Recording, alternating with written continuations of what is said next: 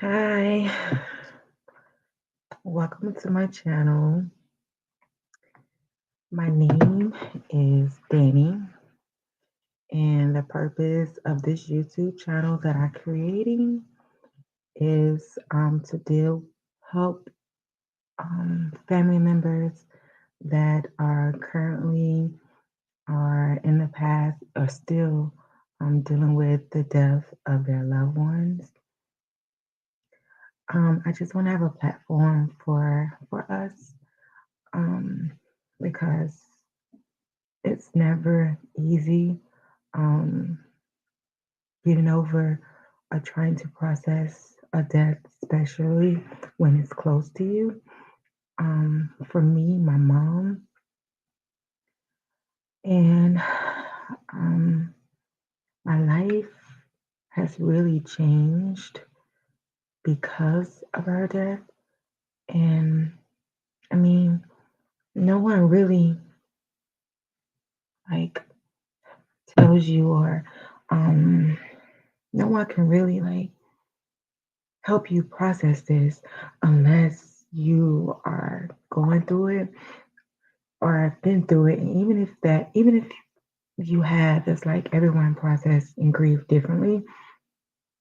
But I just want to create a platform so that we all, um, the ones that are still struggling, um, to help them, and for those that didn't have a platform to um to help solve their family member's death or you know I just want to be able to help and come together and have a platform for that.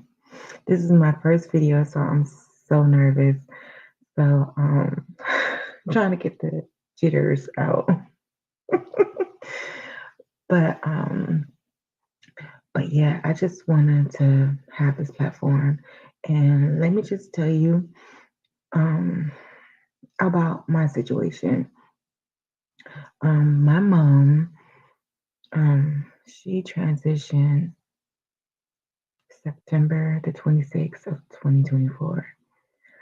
Um, I took care of my mom. I was my mom's primary caregiver for like 8 years plus. Like I took care of her like 24 hours, 7 days a week.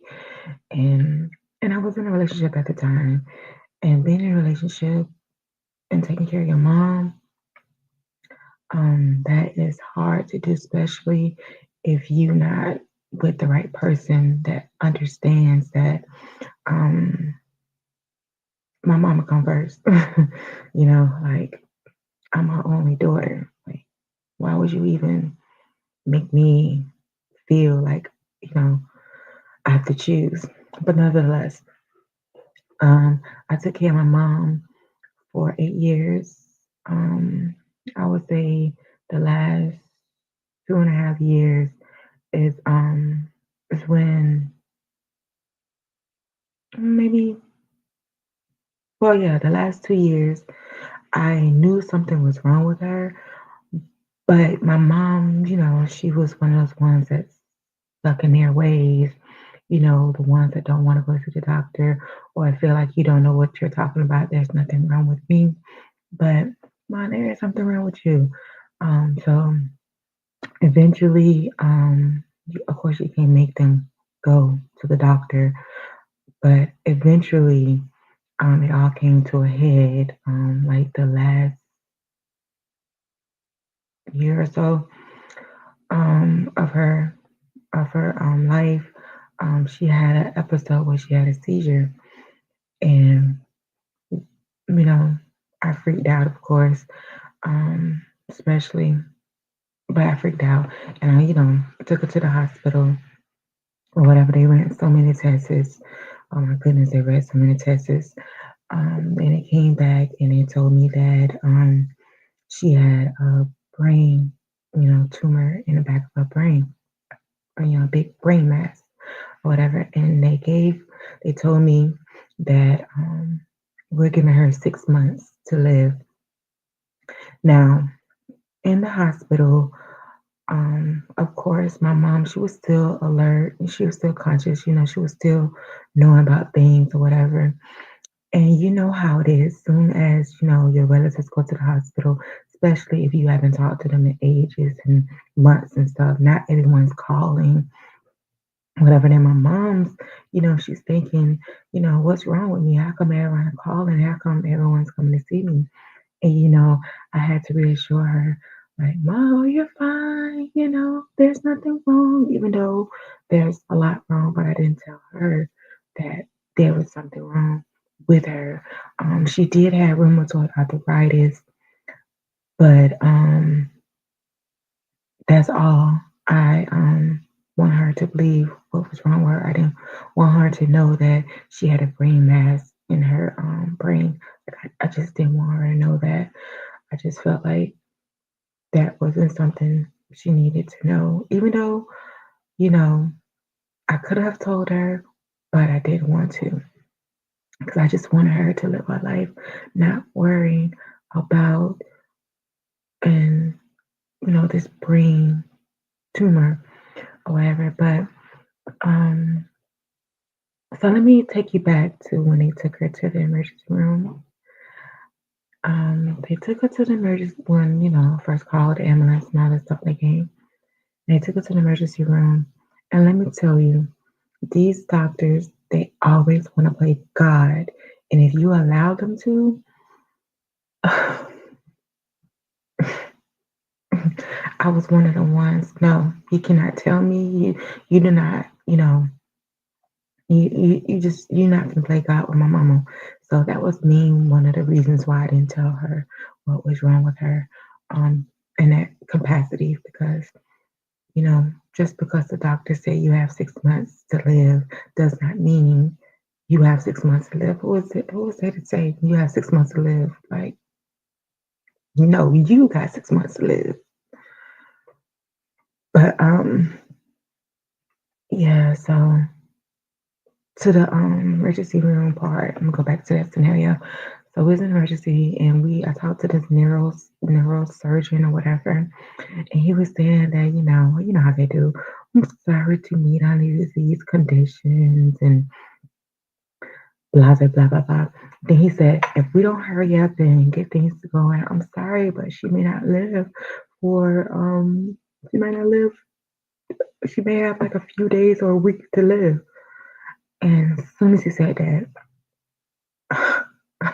I didn't care who he was. I gave him a piece of my mind because, like I said, you don't play doctor. I mean, you don't play God, especially not to my mama. Like, how you gonna tell me my mama? We were just talking and just, laughing and giggling, and here you are, a couple of hours later, you telling me my mama have a few days to weeks to live. Who the fuck you think you talking to? I'm one of the ones. So, and of course, they took her to, they removed her from the hospital that she was at because they wasn't able to give her the care that she needed. So she went to another hospital. So at the hospital, that's when they told me that she had 6 months to live, or whatever the case that may be. But so, but I never told my mom she had cancer. And every time they would come in there, you know what I'm saying? Say all these, trying to talk all these medical talks and all this in front of my mom. No, let's step outside. You're not finna let my mama hear that she has 6 months to live. No, you're not finna say that to my mama. No, that's not how I operate. And that's not how it's going down. So they still, of course, made him step outside, and he came up with all these different treatments, all these different scenarios that will work for her. And some of the scenarios I know, of course, they had to save him, but I'm like, who want that quality of life? Like, why would you even suggest that? Like, I'm at this point, I'm starting to feel like y'all up here trying to play games, and we don't want them type of problems, especially by my mama. So, um, so we came up with a plan. And she had to take these steroids, and these other pills to prevent, to help with the seizures, to control the seizures. So whatever. And so like I said, they gave her 6 months to live. I never told my mom that she had cancer. I never told her that she had 6 months to live. When I got home or whatever it may be. But prior to this happening, um, we had tried to get like home care services for my mom to help me out with my mom. And, of course, I wasn't able to get it. So what I did was I had to think of a reason because now, they want to put her on hospice or whatever the case may be. So now I had to think of a reason as to why these people are coming to visit my mama, and I had to, you know, let her know, but to make it seem as though nothing's wrong. So I said to her, I got her in the room by herself, whatever. I said, Mom, I said, you remember when a while back when I was trying to apply for those healthcare services and they put me on a waiting list and all that stuff? I said, guess what? I said, we're able to get it now. I said, it's crazy they had to take for you to come to the hospital for you to get this healthcare services. Now we're able to get it. So now I'll have somebody to come in and help with me, with you. So, we good. Mom, we good. We get the help we want now. So this is what I'm telling her. So she won't think that hospice is coming because again, my mom, she still know what's going on. She still know what hospice is. She's because she was a nurse, so she still know these things. So I didn't want her to think because most people associate hospice with, of course, dying or something. So I had told her that you know, they coming in to help us. And before the hospice people would come in the house, and of course we had to get a phone call and all that stuff. I would meet them at the door and I would tell them, I would say, do not tell my mama you from hospice. Just tell her that you are a nurse and you're here to assist her. Do not tell her that you are from hospice. I I had told the CNA that, and I told that the nurse that came and see her every week, do not mention the word hospice in here. Just let her know that you're here to help take care of her. So that's what I did. And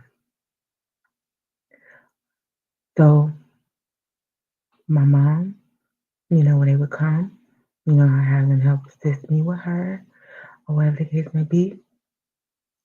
And, you know,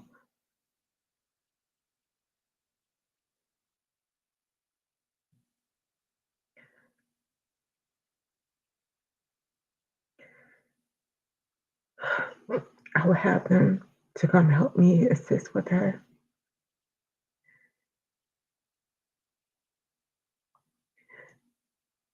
every day when it was on my mind. I would um I would speak affirmations to her. I would tell her she shall live, she should not die. I would tell her that she's the God of all rich, she's the God, she has the last say so. Um and I would just constantly speak life, speak life, speak life, speak life, speak life. Even when I was looking at, even when I was looking at, even when I was staring death right in his face, I would still speak life.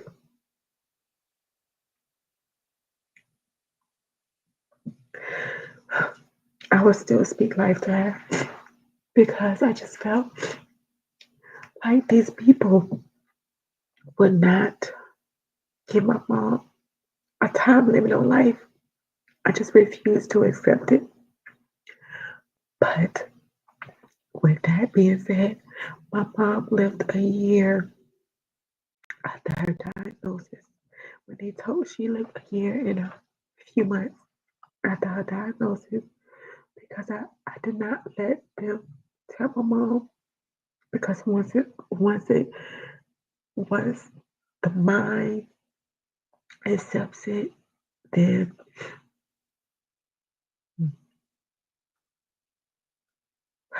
it's it's almost like a wrap because now they're preparing to die. Like, but well, and I had told, I said that when it's time for my mom to leave, like this is what I was saying to myself. I said, when that day comes, I just want to be by her side. I want to be with her. I don't want her. I don't want it to be if I'm out to the store or if I am, sleep or something.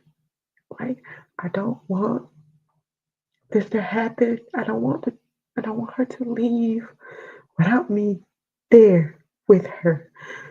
I just it's like I took care of her all this time and my only wish was I just wanted to be there with her.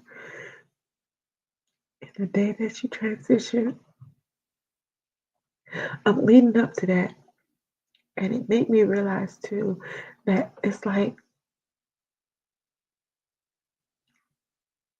they know when they're going to transition. And how I know is because I never told my mom. I never, no one was never speak her illness around her.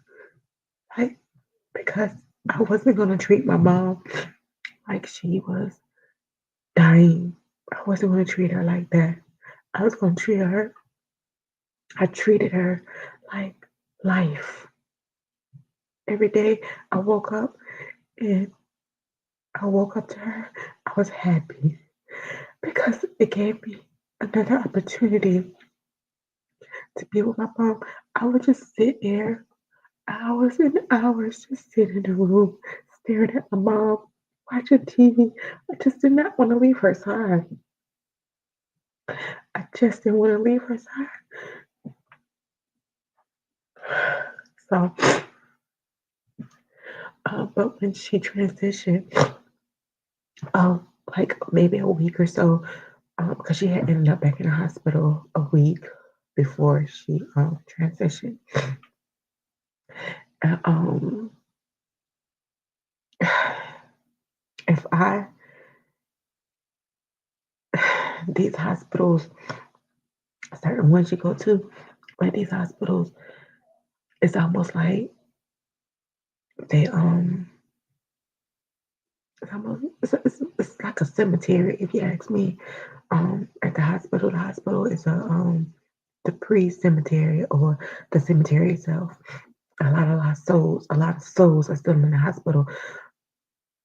Like I so maybe a week before, now my mom a week before my mom said something to me, and this is how I know. She said, "I'm ready to go home. I'm ready to go home." And I came in the room. I said, "What do you mean ready to go home? You is home, huh? What do you mean you ready to go home? Your home is right here with me." She said, "Just forget it." So at the time, in the back of my mind, I kind of knew what she was talking about, but I didn't want it to accept what she was saying. So, um, so that was a week prior. No, maybe 2 weeks prior because a week prior she went to the hospital. It was it was a couple of days, weeks, maybe a week before she transitioned. But she said she wanted to go home. And the day of she was making this noise. She did not stop making. She was making this noise all night, all day. I was like, "Mom, please, please, Mom, I just want to get some sleep." And and I finally, took a nap. And as I was laying out taking a nap, she kept saying, "I'm ready, I'm ready, I'm ready, I'm ready, I'm ready." And I'm saying to myself, "What the hell is she ready for?" You know. Again, this is the day of her transitioning. So I took a nap. because again, she was up all night. She did not sleep at all. She was making these noises and she did not sleep. So I had set my timer for 25 minutes because I just said, let me just get 25 minutes. And eventually my mom went to sleep after she went to sleep. So I said, okay, I'll give me a 25-minute nap. Now, the thing is, she was asleep for a long time, for a very long time. And I said to myself, well, damn, how long she gonna sleep? And I was saying to myself, maybe because, she had me up all night, so maybe she catching up on that sleep too. So I put my timer on for 25 minutes. I said, after this timer go off, I'm gonna go in there and I'm gonna wake her up, not knowing that my mom was in what you would call a death sleep, not knowing this. So she's sleeping or whatever. And my timer goes off, so I go in there. Now I'm trying to wake her up. I can hear her say, huh, huh. I'm like, Mom, wake up. And, I'm kissing her all on her cheeks, trying to wake her up. And it was something about the way, it was just something that my spirit said to me. Because my granddaddy, I remember my granddaddy, that sleep he was in before he died. And that's what I saw when I saw my mom. But again, I was like, no, no, no, no, no, no.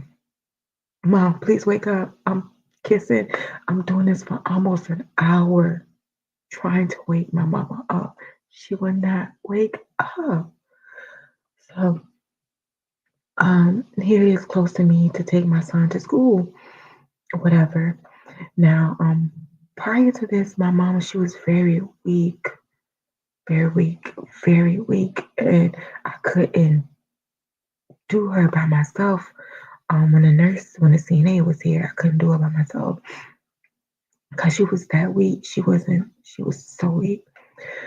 But so I took my son to work, and when I came back, I flushed to drop him off to work, and I came back. When I came back, my mom. Oh, and remind you, my mom was blind. She had lost her vision years. She had lost her vision a long time ago. And when I came back, her eyes was open. Even though her eyes was open, it she couldn't see. So, but it was something about this particular time that when her, because again, she was sleeping. Remember, she was sleeping when I tried to wake her up. But when I came back, her eyes is open as though she's awake. I said, so, oh, now you want to wake up since I'm gone. Now you want to wake up. So that's what I'm saying. Because, again, I'm talking to my mom as though, normal self. So, she had a tear. I'm like, Mom, what you crying for? So I wiped the tear out her eye, and she made this noise. Um, and in the meantime, I called my son to come help me.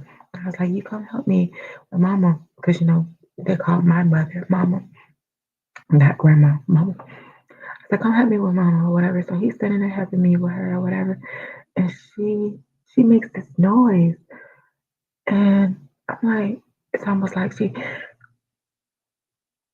like now I'm there, and I'm like, and I'm freaking out. Like, what is that? No, what is this?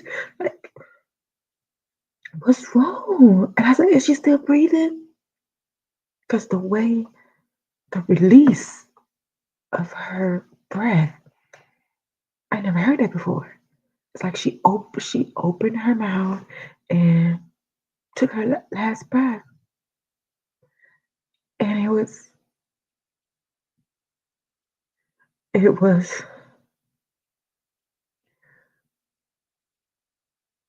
was one of the wishes that I wanted, but it was the most.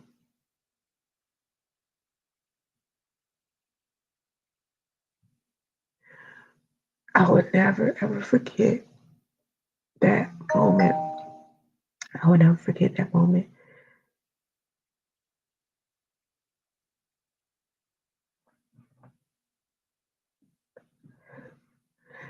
that very moment, I felt like, why? Why my mama? Why? Why? Why? Mama, my mama had to sit. Why? My mama had to have this tumor. Why? Why?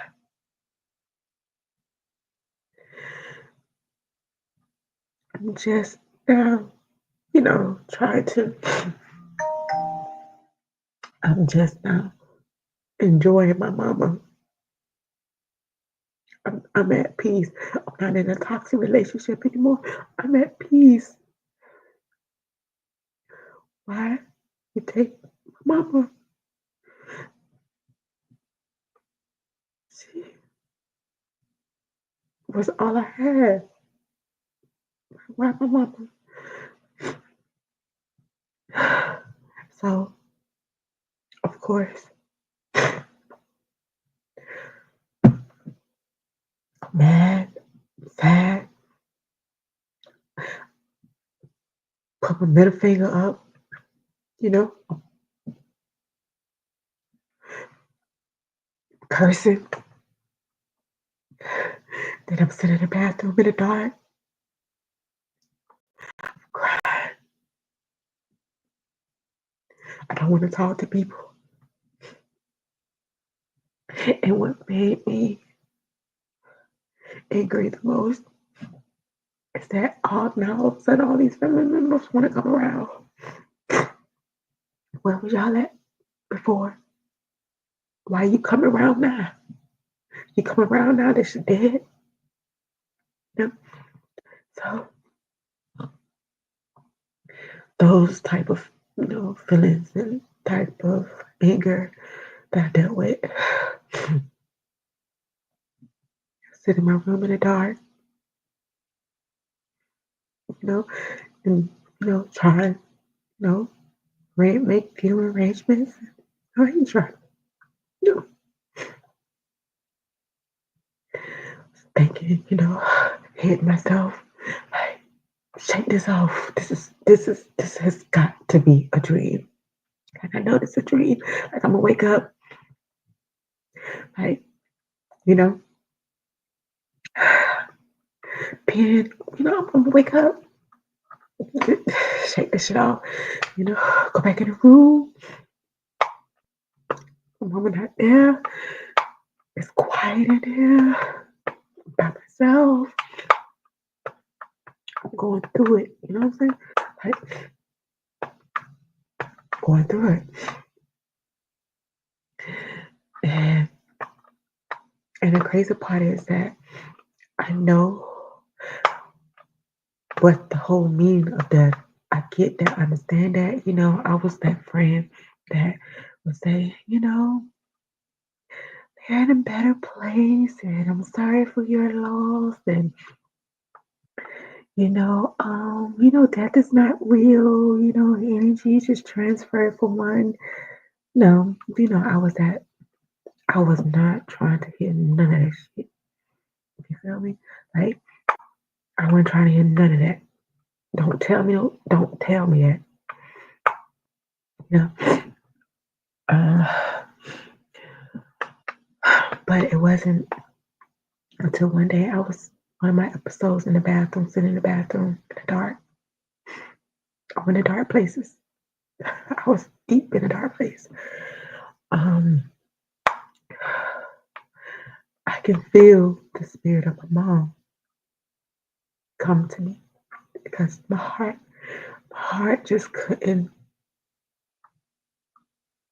My heart was heavy. Like I was, I was at a point. Either you come, be with me, or I'm coming to be with you. That's what I was telling, Mom. You need to come. I need your presence. Because if I don't get your presence, I'm coming where you at.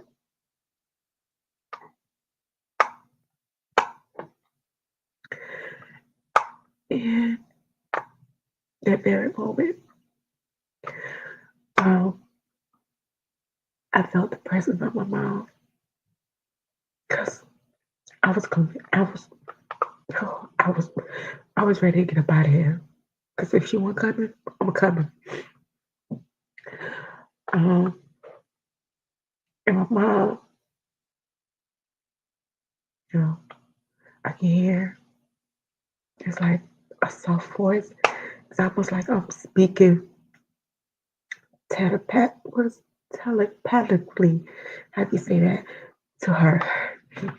And she told me, Danielle, I have to get up. I can't slumber like this. In order to keep me alive, you must live. That's how you honor me, by living. I, I had put my life on hold for my mom, and she told me it's time for you to live, Danielle. You, yeah, Danielle is my government name, but I go by Danny. And she said, it's time for you to live. That's how you honor me, by you living. You live. I am still with you. I never left you. Live. And my heart started to, you know, started to self healing itself because I figured I am my mom. My mom is me. She lives through me now.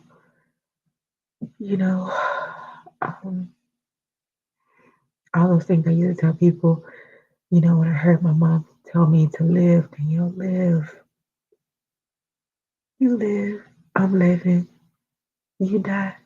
We both die. So live. Pick yourself up. All those things that you wanted to do, all those things that you told me you wanted to do, go do them now. Go. I will be with you every step of the way. Just go live. And I promise everything is going to be how you want it to be. Just live. So I begin it. I begin to start picking up small pieces of my life. But then I find myself little things remind me, you know, and it'll take me back down that road. But then I can hear my mom say, no, I'm here. I'm not gone. I'm here. That little, those little things that you see that reminds me of that reminds me of you. It's just there to let you know that I'm here. I'm here with you. I'm here. So slowly, I started picking up the pieces. Slowly, it's like it gave me another reason to live.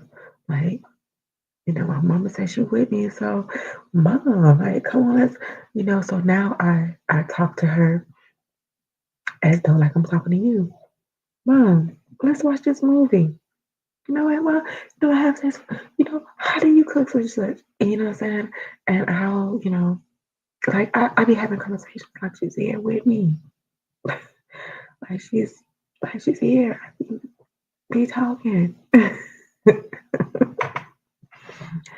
But and that's you know of my mom, and I'm still, even though she says she's with, I'm still, you know, I still have those moments where I'm like, I'm feeling so alone, and I just get reminded, like little things remind me, from my mom that I'm not alone. So I feel so, oh my goodness, I can't believe I sat here and cried. Oh my goodness. Oh my goodness. But so that's what I want to do with this platform. I wanted to be able, I'm gonna do commentary on different unsolved cases or cases, just bringing light to domestic violence as well. Um, I want to interview family members that are still currently going through these grieving and how they're dealing with it and being a support system. I just want to be able to let them know that you're not alone. Sometimes family, um, sometimes when you're going through situations like this, you have family, your family's supposed to rally around you. But I'll say maybe the first 2 months after one of your loved one died, or the case may be, they start falling off. And I'm one of the ones, wait a minute, you say you're gonna be there for me. What happened? Why you not there for me? So I wanna be I wanna create a platform that we can be there for each other and let's talk about it. That's gonna be the name of this channel. I got to change the name. Again, I'm just putting myself out there. Um, and this is something me and my mom used to do. Of course, I told you my mom couldn't see, so we was into like unsolved deaths, relationships, men, killed this, significant other, and they be having, doing something. I used to do that for my mom, and my mom she used to laugh so much. She used to say, "Girl, you so crazy," right? And some things, you know, I would say to me it made common sense, and but I just want to be there for her, grieving and in all areas of life, whether it's your children. I haven't lost any children, so I have two that's still currently, living amongst us. And I want to be able to speak to those parents that their loved ones never got the coverage that they needed, or make awareness to the public, that's unsolved. I don't know how we're gonna solve them, but hell, we're gonna talk about it. Maybe somebody knows something. So grieving all across the board, even those that have had a miscarriage, because I have had one too, and I already know how that feels. So I'm here for you for that too, sis. Um, and so I just wanna get ready. Come on this journey with me, as we um go down this new chapter. Some people may be 15 years their mom and dad unbassed and 20 years or whatever the case may be. But, let's talk about it. Let's maybe how you grieved and how you can help somebody else. And what you're doing. Are you doing crafts or what are you doing, to keep your mind occupied?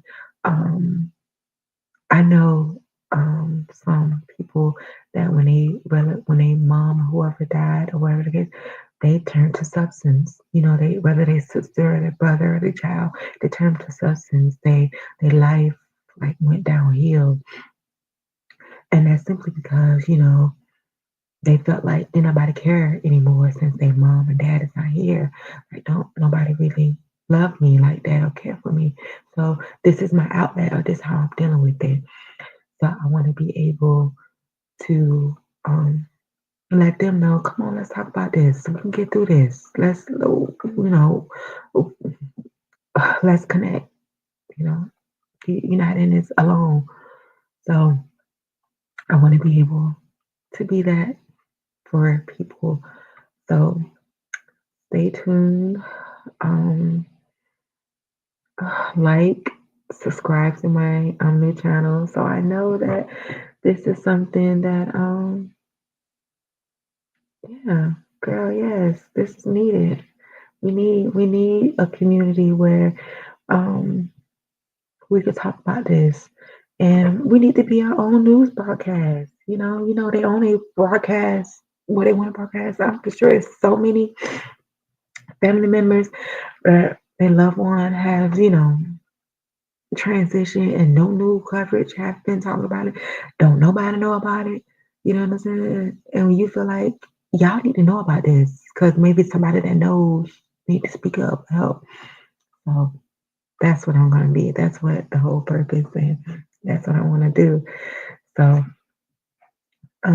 again, like being very nice in the comments.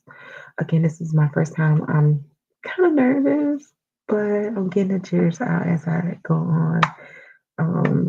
And just, ignore those other videos I got on there.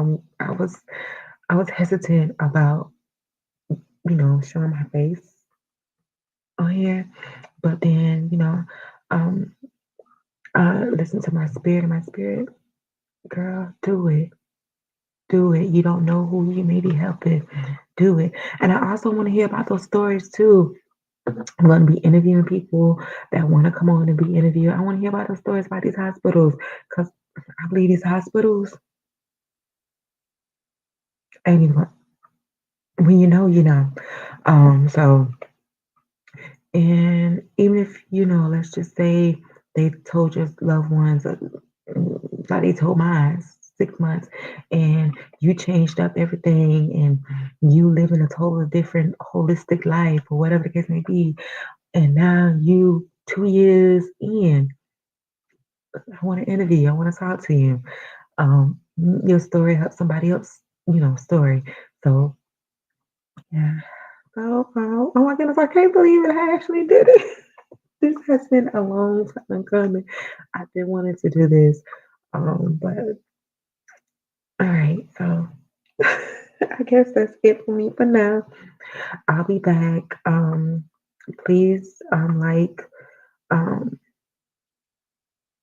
put good positive comments in the comment section and let me know if this is something that you can listen to this while you're at work. You listen to the interviews, upcoming interviews while you're at work.